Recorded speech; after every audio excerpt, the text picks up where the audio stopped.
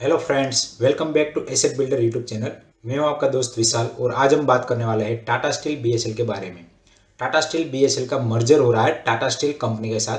तो यहाँ पे आप देख सकते हैं कि कंपनी का जो टोटल मार्केट कैप है वो लगभग 10,000 करोड़ के आसपास है और टाटा स्टील कंपनी का जो मार्केट कैप है वो लगभग 1.5 लाख करोड़ के आसपास है। तो यहाँ पे जो टाटा स्टील कंपनी है वो लगभग 15 गुना बड़ी कंपनी है टाटा स्टील बीएसएल से। तो यहाँ पे कंपनी का जो मर्जर हो रहा है वो 15:1 के रेशियो में हो रहा है। मतलब कि हर 15 share of Tata steel BSL आपको एक शेयर मिलेगा टाटा स्टील का। अब यहाँ पे एक बार हम कंपनी का शेयर होल्डिंग पैटर्न देख लेते। तो कंपनी के जो प्रमोटर है उसमें बमनीपाल स्टील एंड दूसरा है टाटा स्टील। तो टाटा स्टील के पास जो स्टेक है वो 0 है और बमनीपाल स्टील के पास 72% स्टेक है। तो यहाँ पे जो बमनीपाल स्टील है वो एक एंटिटी टाटा स्टील ने बनाई थी भूषण स्टील लिमिटेड को एक्वायर करने के लिए। तो यहाँ पे जो टाटा स्टील बीएसएल है वो बमनीपाल स्टील की एक सब्सिडरी कंपनी है और जो बमनीपाल स्टील है वो टाटा स्टील की एक सब्सिडरी कंपनी है।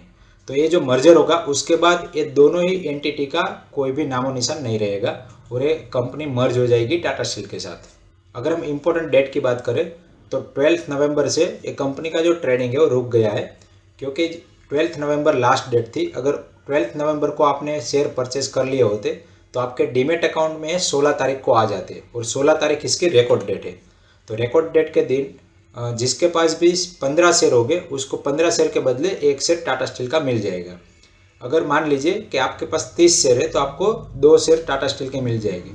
लेकिन ऐसा भी हो सकता है कि कुछ लोगों के पास 14 शेयर है या फिर कुछ लोगों के पास 31 शेयर है या फिर कुछ लोगों के पास 44 शेयर है। तो ऐसे ओड नंबर में अगर शेयर है तो उसका क्या होगा?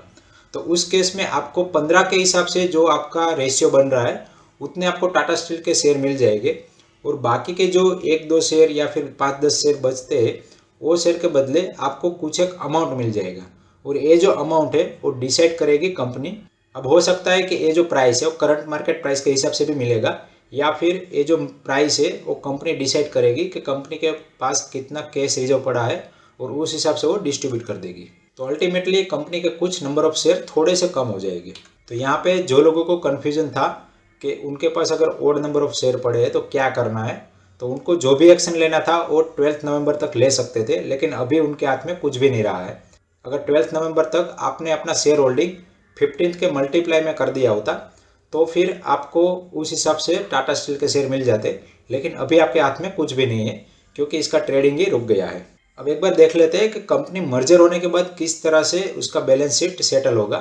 तो यहाँ पे मैंने टाटा स्टील बीएसएल का बैलेंस शीट ओपन किया है।